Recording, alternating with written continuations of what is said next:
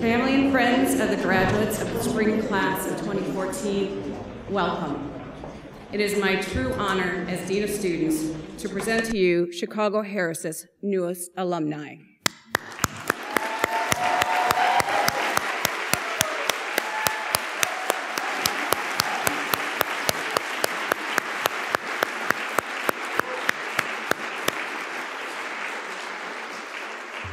Everybody can be seated.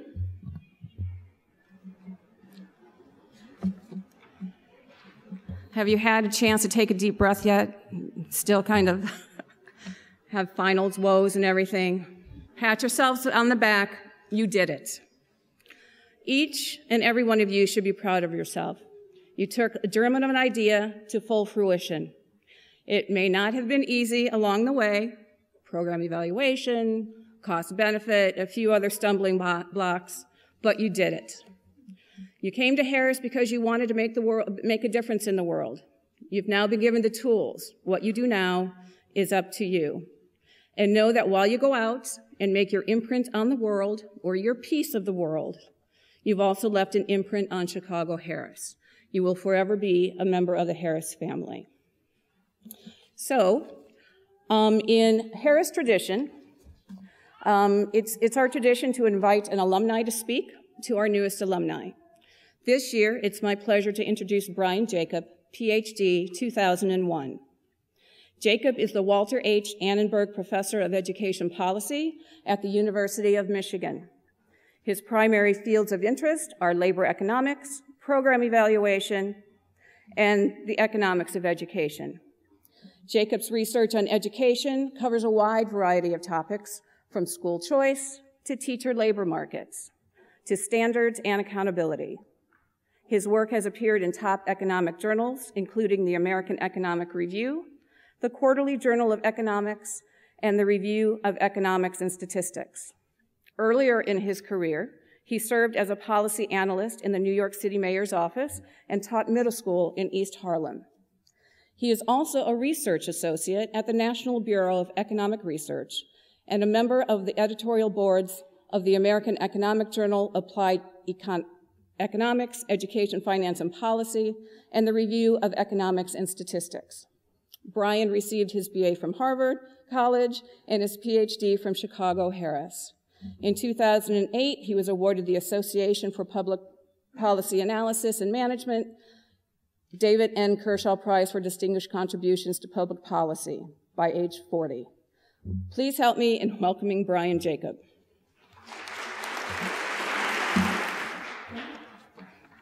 So, good morning, or good afternoon. Thank you, Dean Marshall, for the kind introduction. It's a great pleasure to be back at the Harris School 13 years after my own graduation from the doctoral program. And it's an honor to be able to celebrate this special day with all of the graduates and their families. First, congratulations to the graduates. As I know all too well, the Harris School and the University of Chicago more generally can be a tough place to be a student. The faculty have very high expectations and generally does not subscribe to the warm and fuzzy approach to learning. So earning your degree from the Harris School is a truly impressive achievement. I also remember how important my family and friends were to me when I was a student, and so congratulations to all of those who have nurtured and supported the graduates over these past few years. Much has changed since my time here. There are many new faces, including a world-class set of faculty in the areas of political economy and international relations. And it appears that 1155 East 60th has gotten something of a facelift as well. But there's also much that seems familiar, including faculty like one of my own advisors, Bob Lalonde, and Faye Booker, who I'm glad to see is still part of the Harris School community. More importantly, the culture of rigorous analysis and heated debate is as alive today as it was when I was a student over a decade ago. So as you are finishing your time here at the Harris School, it seems fitting to reflect on how your experiences here will shape your path forward. And now that your friends and family are here, it might be a good opportunity to try to answer a question that I'm sure you hear frequently. What exactly is public policy?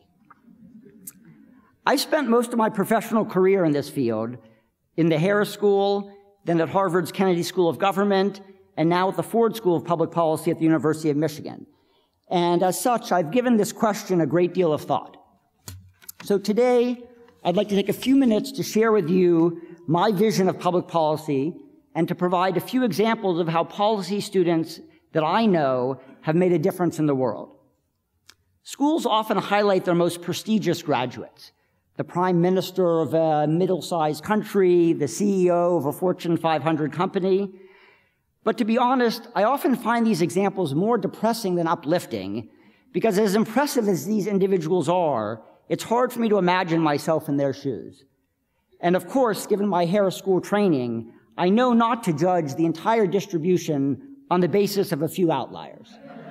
So instead, I'll describe a few ordinary people I know well, who have made significant contributions with the skills they learned in policy school.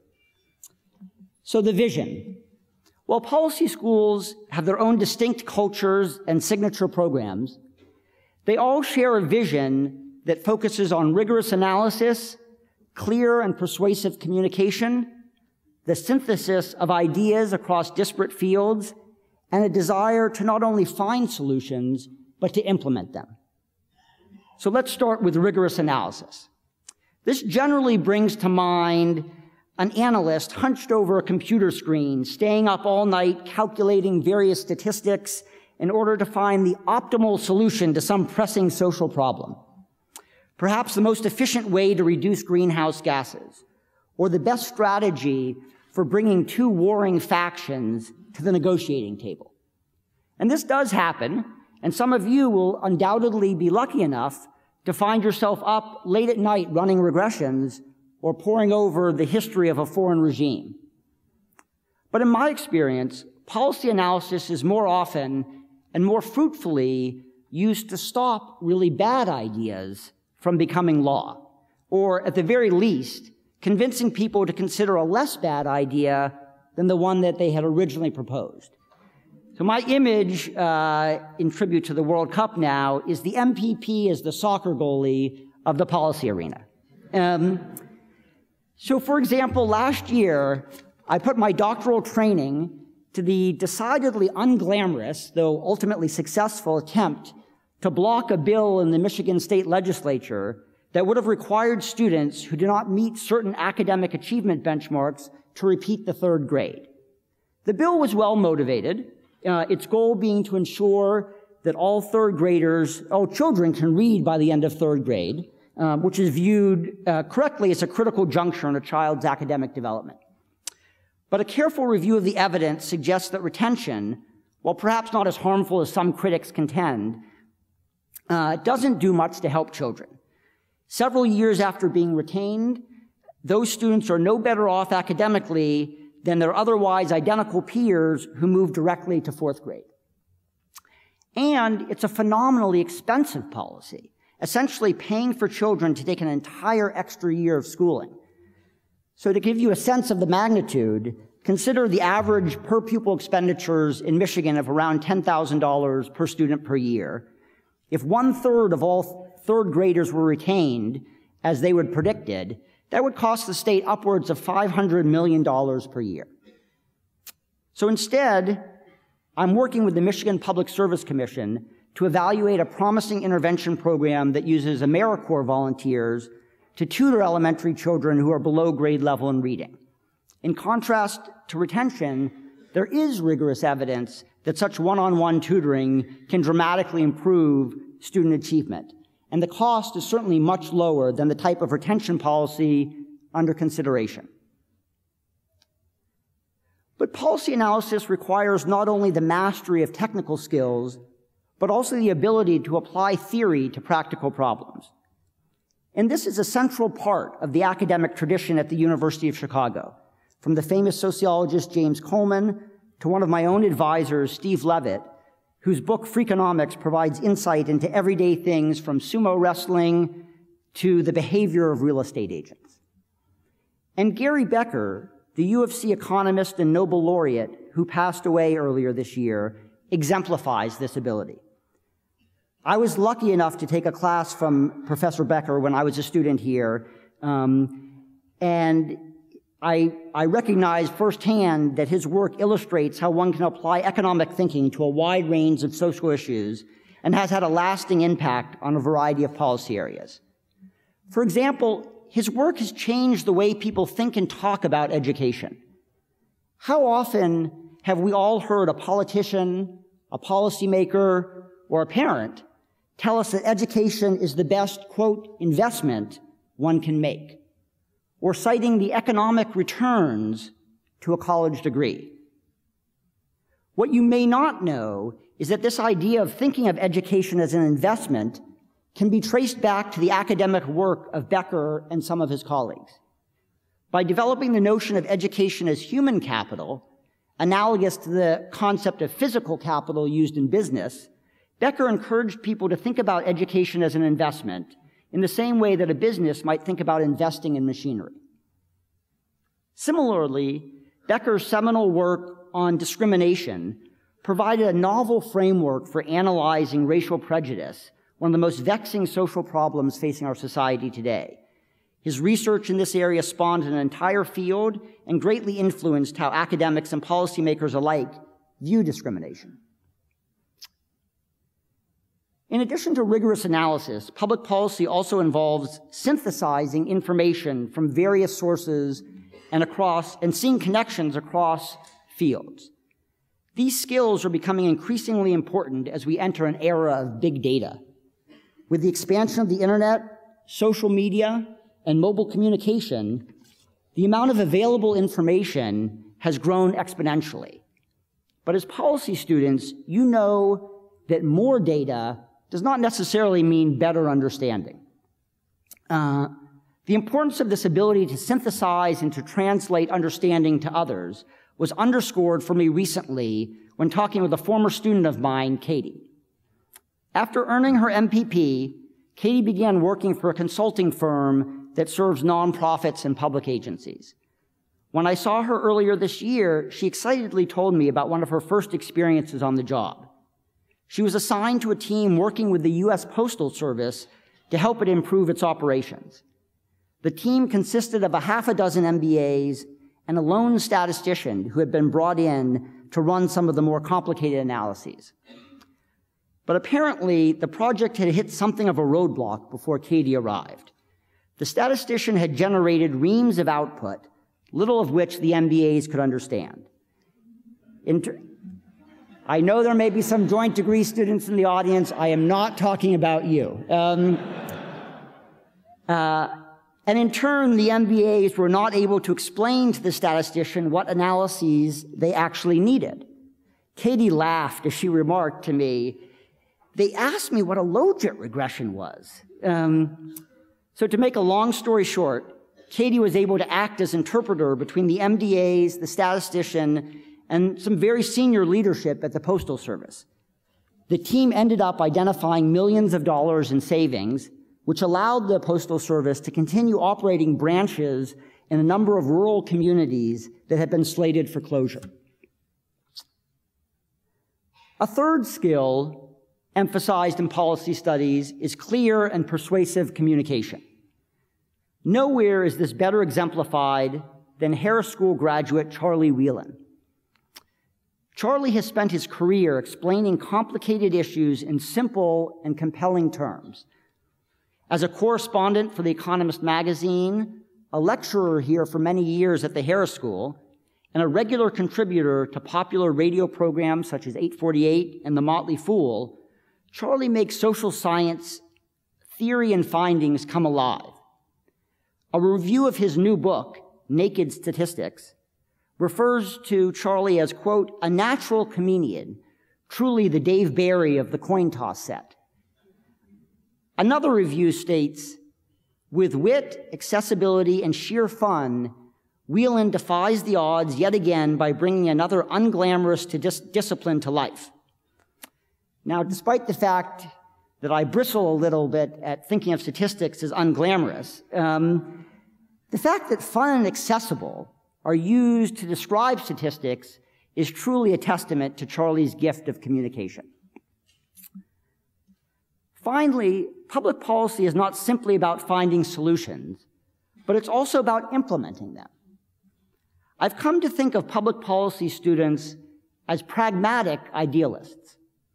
They're passionate about social issues, whether it is global climate change, urban education, international development, or national security. But they are also cognizant of the need to work for this change, not simply to hope for or demand it. And they're excited by the process of working to make this change happen, doing the analysis, gauging the political climate, navigating the institutional roadblocks. Mark, a fellow Harris School graduate in my cohort, is one such student. Mark came to the Harris School with an interest in local economic development.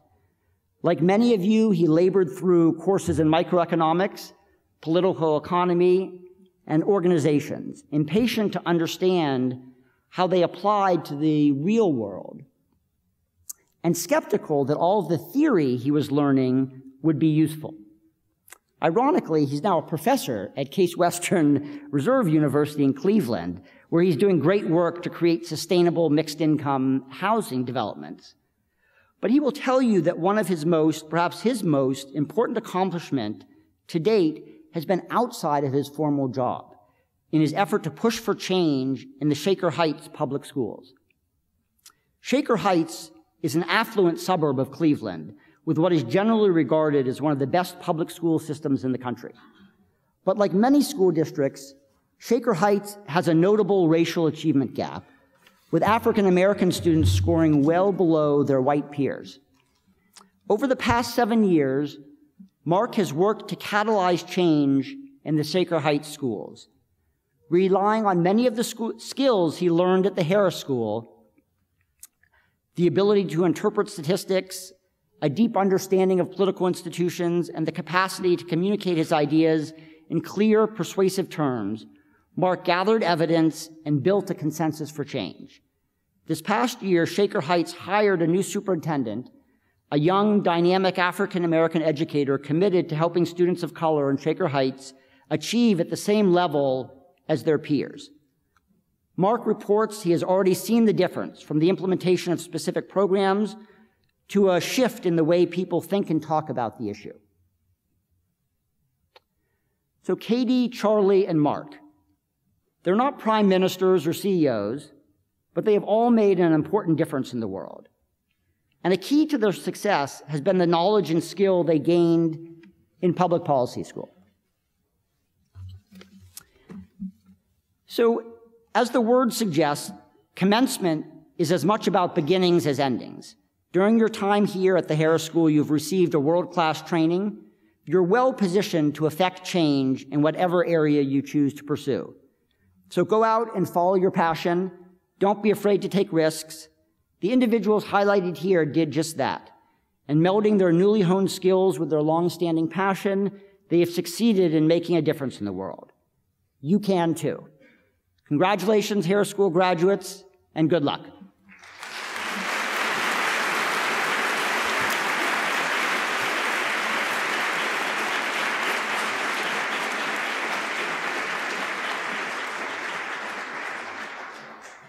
Thank you, Brian, for that insightful look at public policy and some advice for our graduates. So now we're going to begin the hooding diploma hooding ceremony. So just a quick overview of what the hood is. Real quick, because I know everybody wants to get the show on the road. So the hood dates back to the time when academics wore cleric robes, not really today, like all our academics are doing. But so it eventually morphed. The hood was meant for warmth of the head, and then the long robes in the drafty buildings to keep warm. It's morphed into what it is today, the hood to distinguish degrees and institutions as students are hooded. So for our students, the peacock blue is for master's students. The royal blue is for our PhD students. The inner lining represents the University of Chicago, maroon. And then there's just a little bit difference in the length, longer a little bit for PhD than for master's, and the width of here to designate what degree you're receiving from what institution. So with that said, I think we can all take our places and begin the ceremony. Mr. Umirhatig, it is my honor to present these students who have completed the program of studies prescribed by the faculty of the Irving B. Harris Graduate School of Public Policy Studies. They have been awarded the degree of Master of Arts by the Board of Trustees. Eric Baxter. Maria Ademilia Burgueno Mercado.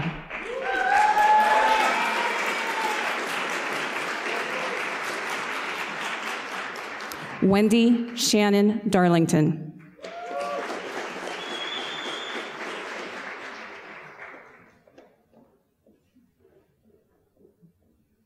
Laura De Olden.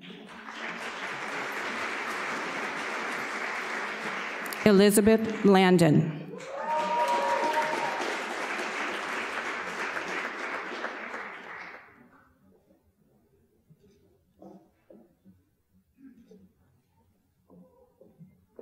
Mohan Lee.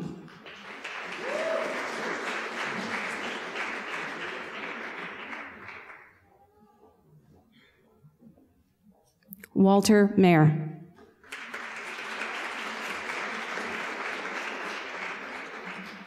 Hua Jinshin.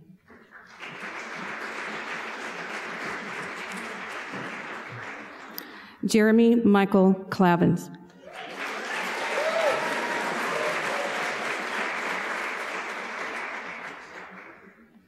Justin Levesque.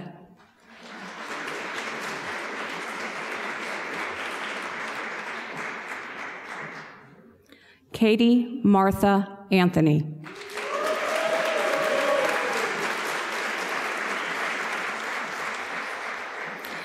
Nurjan Bektamirov. I tried.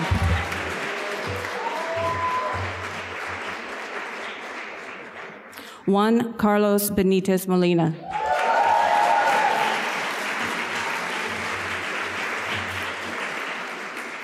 Drew K. Blacker.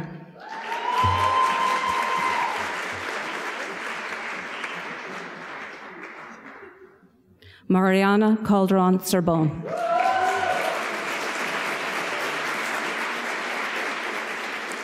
Rachel Jacobs Carnahan.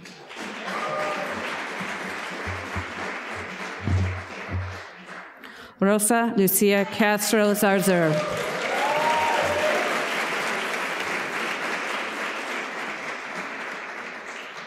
Kali Chan.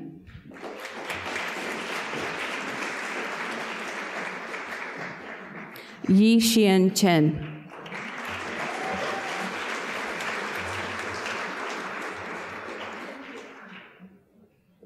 Papillon Coleman.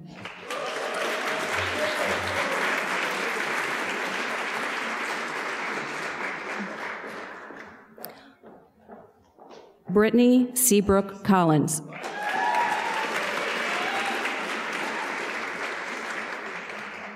Julie Rose Cooper.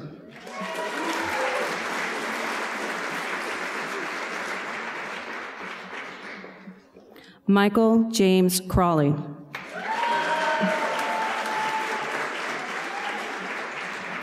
Jennifer Deek.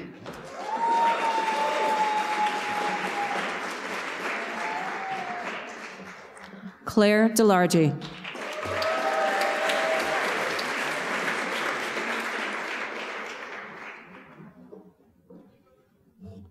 William Delgado Martinez.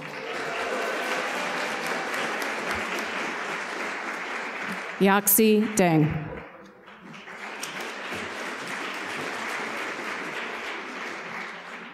Sarah Keller Dixon.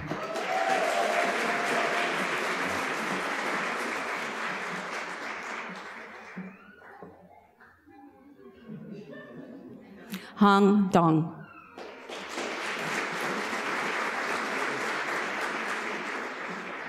Sarah Emmons.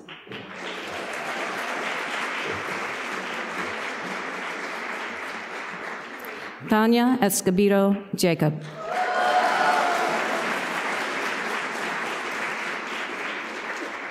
Manuel Alejandro Estefan Davila.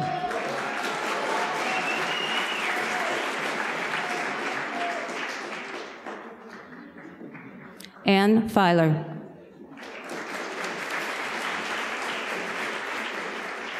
Quanique Chantel Follard.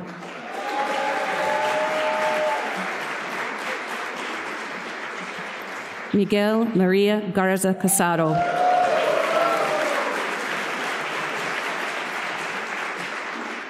Ling Yan.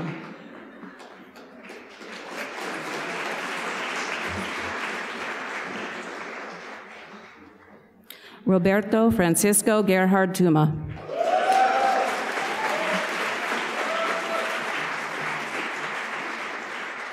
Jeffrey Paul Gerlach.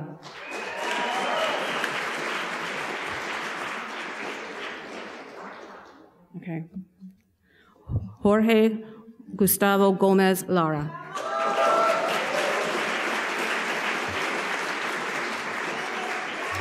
Emilio Granados Franco.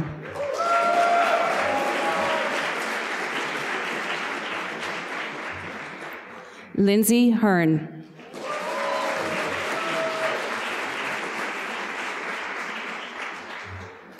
David Andrew Helfand.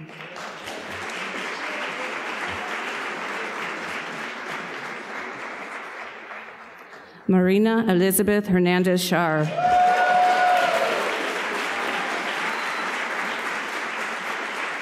Dallas Christian Herndon.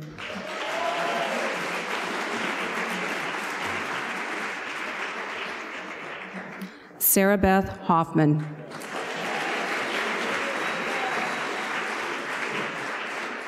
Scott Houghton.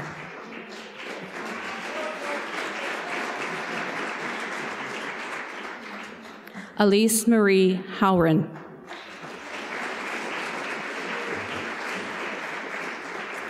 Amna Humayu.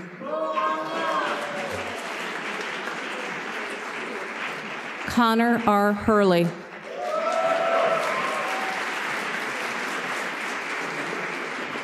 Sadia Iqbal.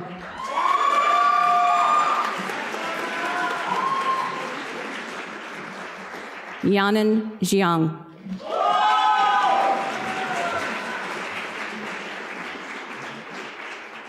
Felipe Jose Antonio Jimenez Medina.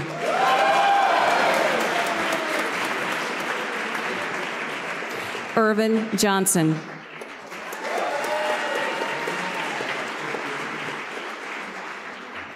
Evan Johnson.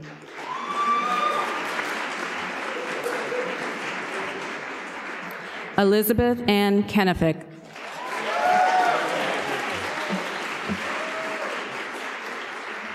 Shanza Khalid.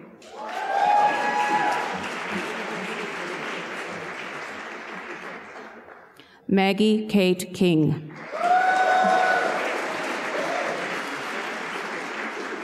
Christy Kitzmiller.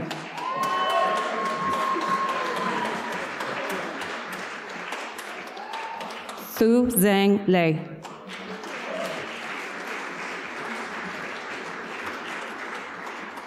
Ang Li.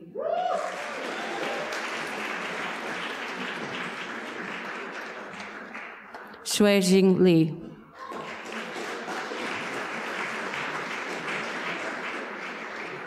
Yuan Li.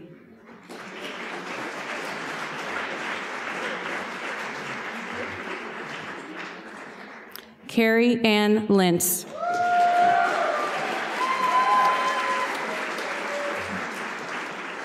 Reddy Adolfo Lopez Lopez.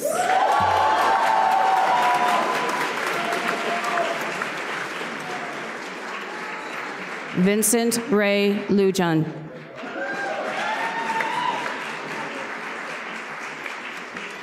Dylan John Lukes.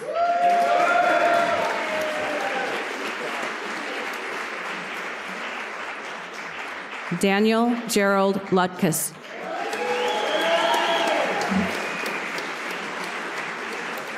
Diego Macera Poli.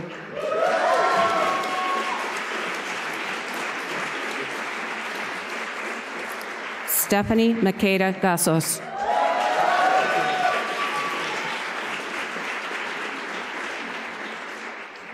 Amrit H. Mera.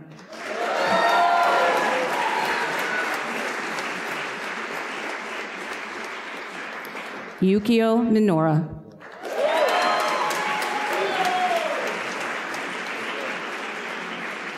Emily Lynn Modlin.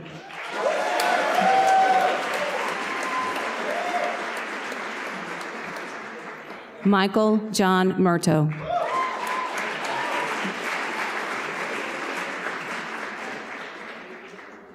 Takeshi Ninomiya.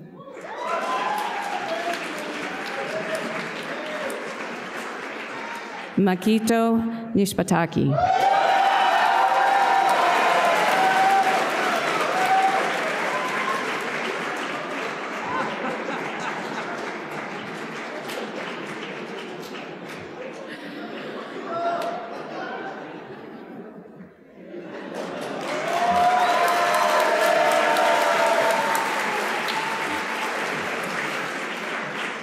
Miyaki Neo. Eddie Pan.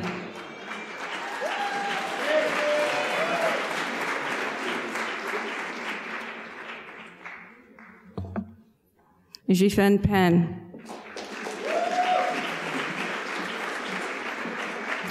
Yanbo Peng.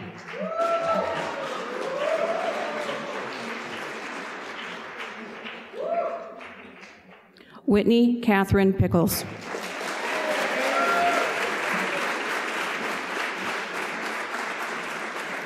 Chen-Yu Su.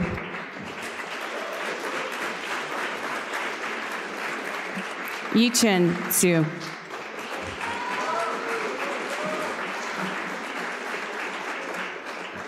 Mark Howard Rafeman.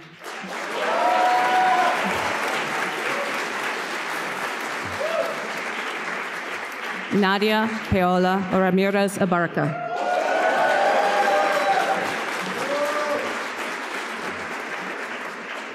Philip V. Ribeiro.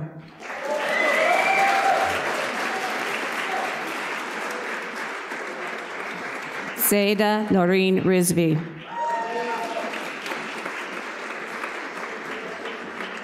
Michael Buchdahl Roth.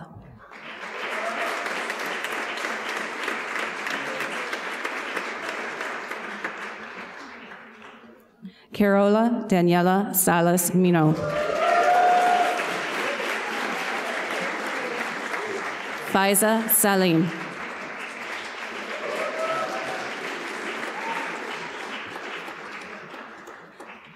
Kunihito Sasaki.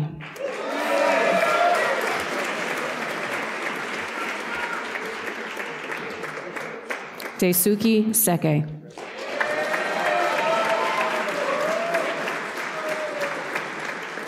Ana Maria Serrano Angel.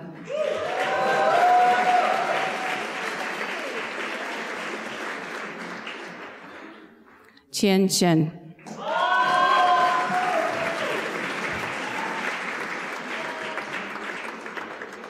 Sarah Elizabeth Sibley.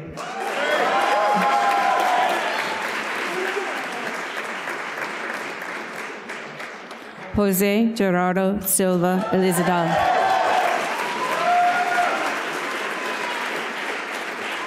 Matthew Reese Smith.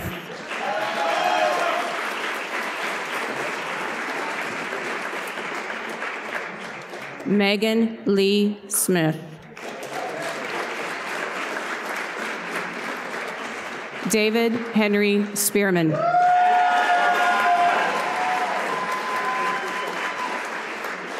Benjamin Stone.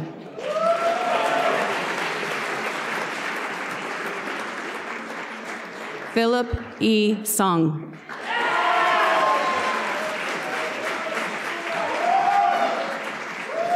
Shuren Yu Tan.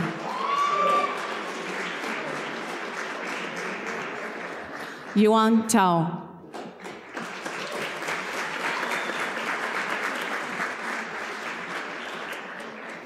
Eric Warren Tawney.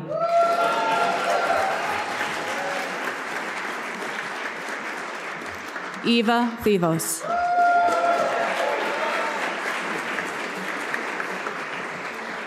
Brielle Rebecca Treese.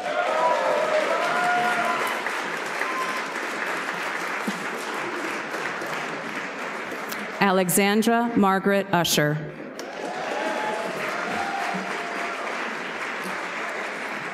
Jihan Daniel Verisco.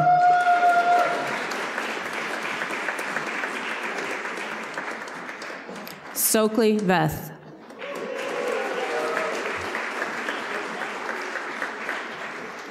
Jessica Michelle Victor.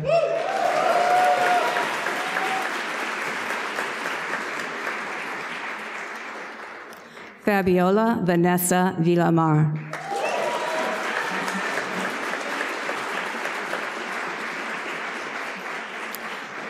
Lalita Wishwanath.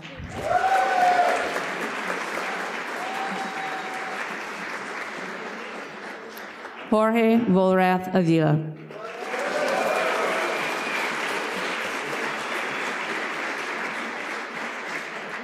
Sinyi Wong.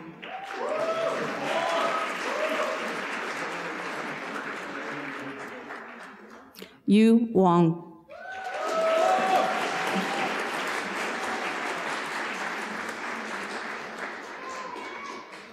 Joseph Michael Weston, Jr.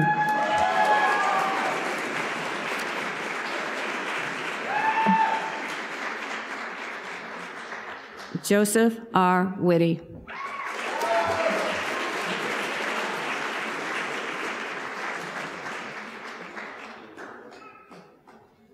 Yiren Xie.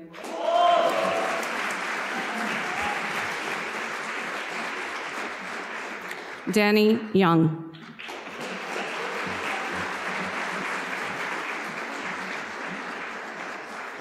Minji Zhang.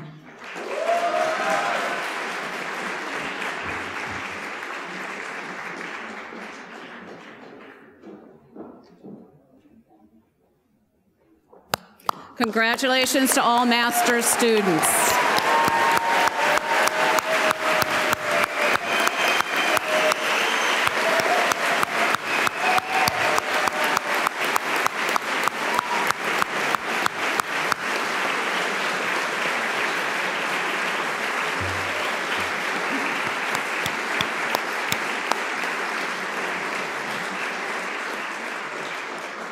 We are now going to reset a bit for the hooding of our PhD students.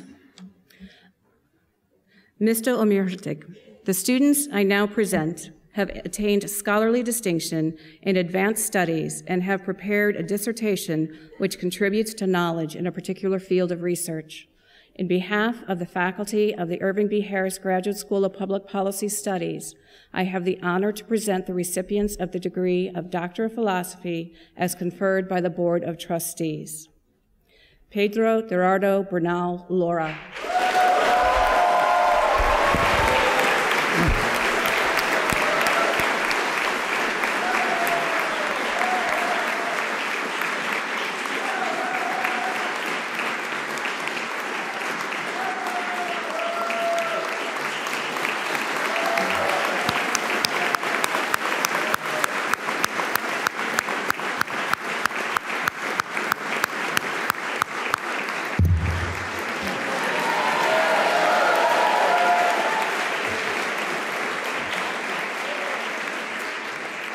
Elise Kaur.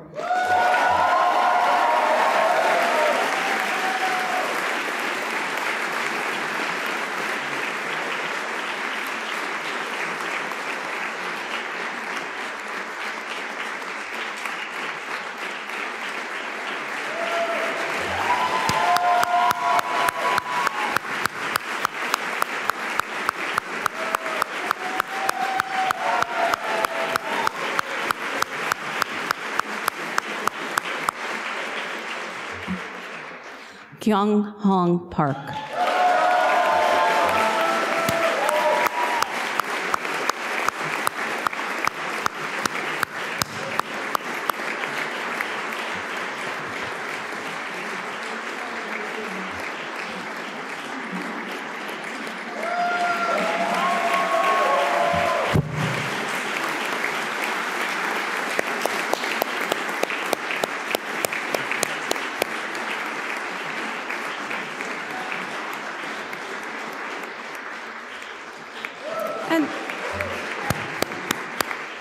And last but not least, Maria Fernanda Rosales Ruida.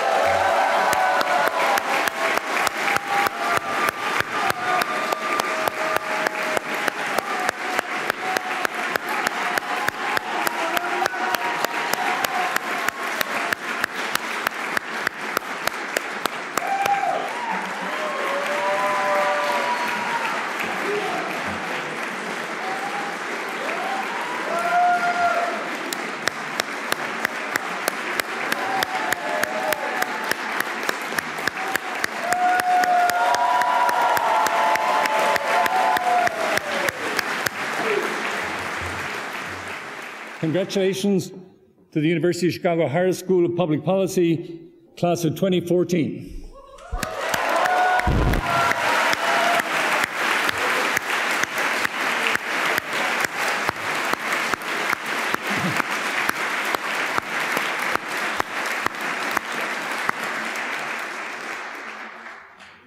And I would like again to welcome the family and friends of all of our graduating students today.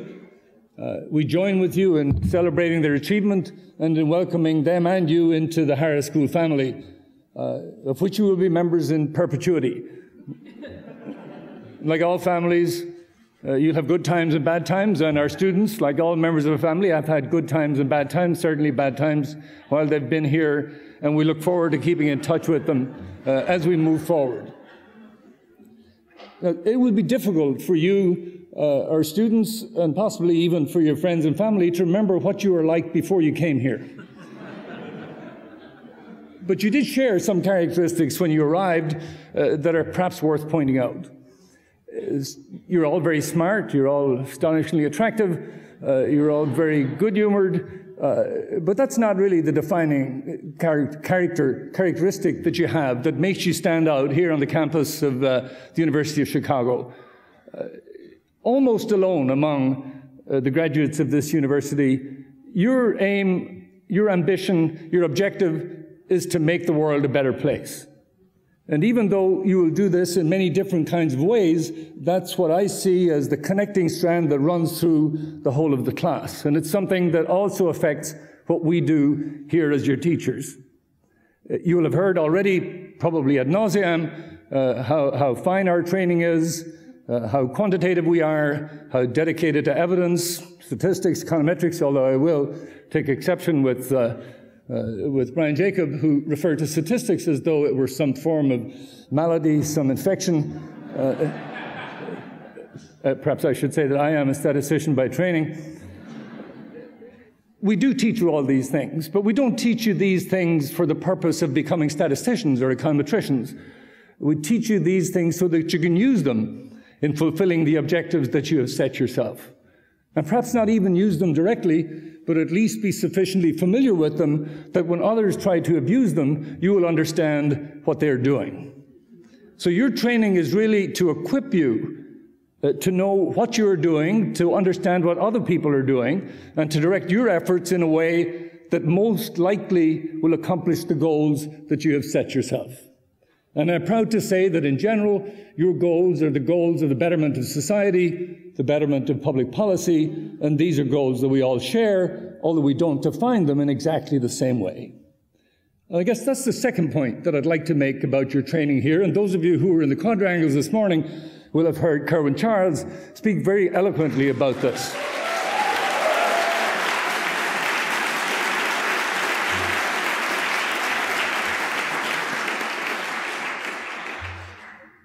Usually when I find it desirable to compliment someone, it tends to mean that I agree with at least part of what they say. I try to avoid this and try to be equally unpleasant to everyone, but in some cases it becomes almost necessary to acknowledge the insights that I've heard from others. And Kerwin this morning, I think, put in excellent relief the key issue that we want to add to your quantitative, your rigorous, your evidence-based training. And that is, you should always do it in the context in which you are working. And you will be working in many different contexts. Some of you will be doing largely qualitative work. Some of you will be doing political work. Some will be doing analytic work.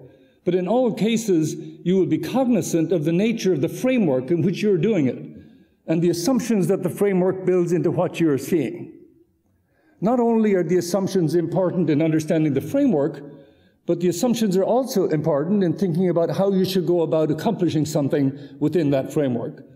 And in this context, I'm delighted to note that in our current school year, in the last couple of years, the number of non-US students in our class has been something above 40%. So that we have 39 countries represented among the students here, which means that in discussing any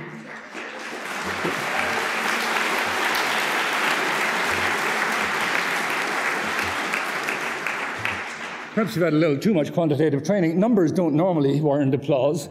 Perhaps I say the number 39 again and see if it works.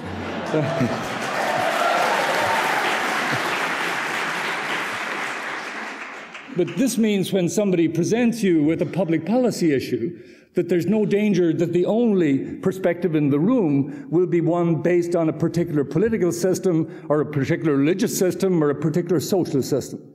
And it's only by bringing together all these different ways of thinking about a problem that you can make genuine use of the training that you obtain here.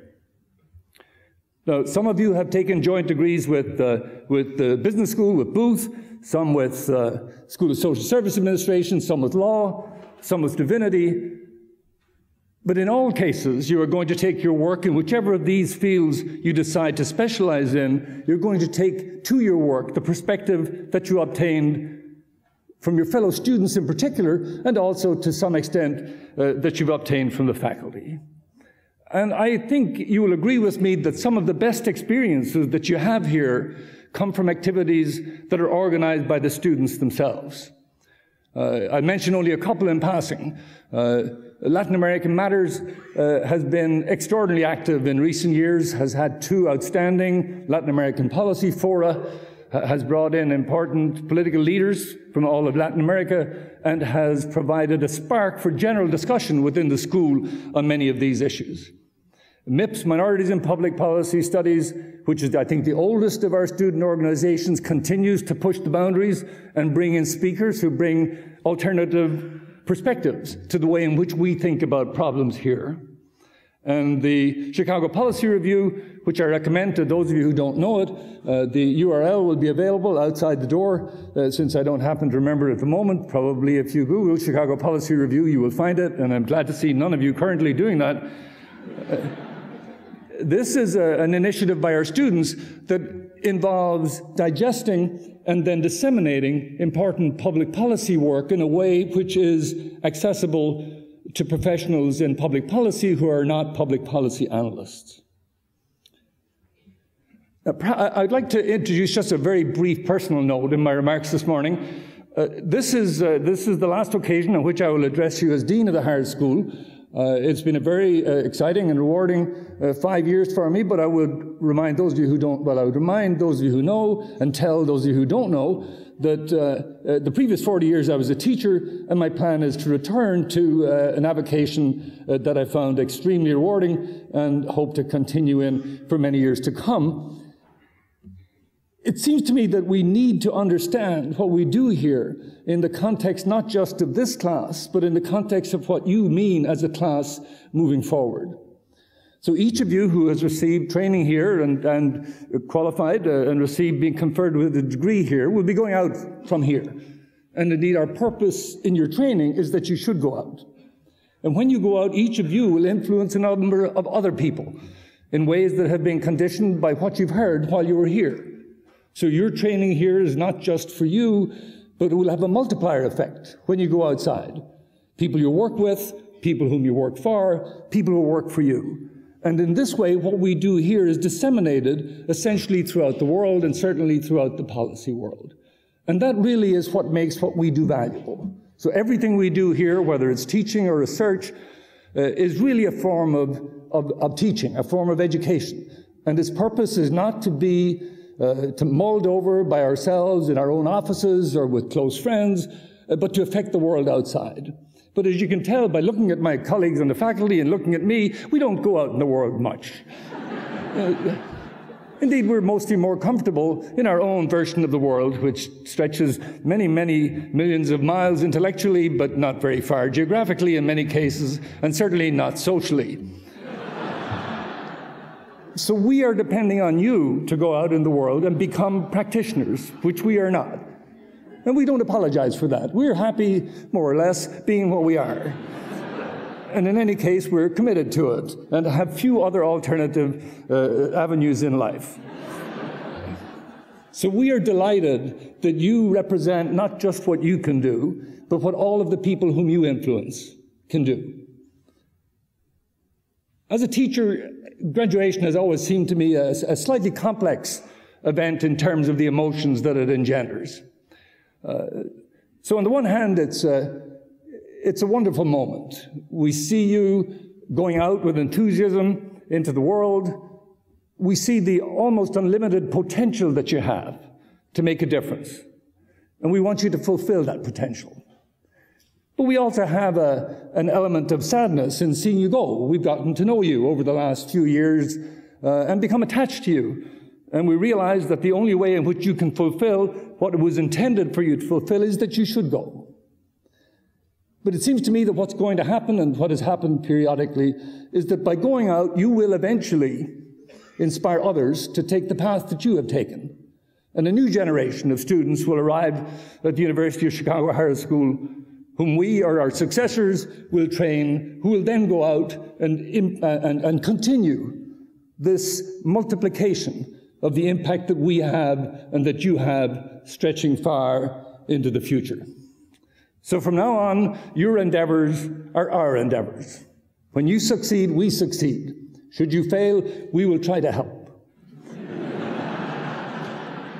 but we will try to help in the way in which we've been trying to help you for the last few years. So it's not necessarily going to be, as Brian said, the warmest and fuzziest kind of help, but it will be help nevertheless. And there is a continuum even among the faculty of warmness and fuzziness on the one hand to brutal, I don't know what on the other.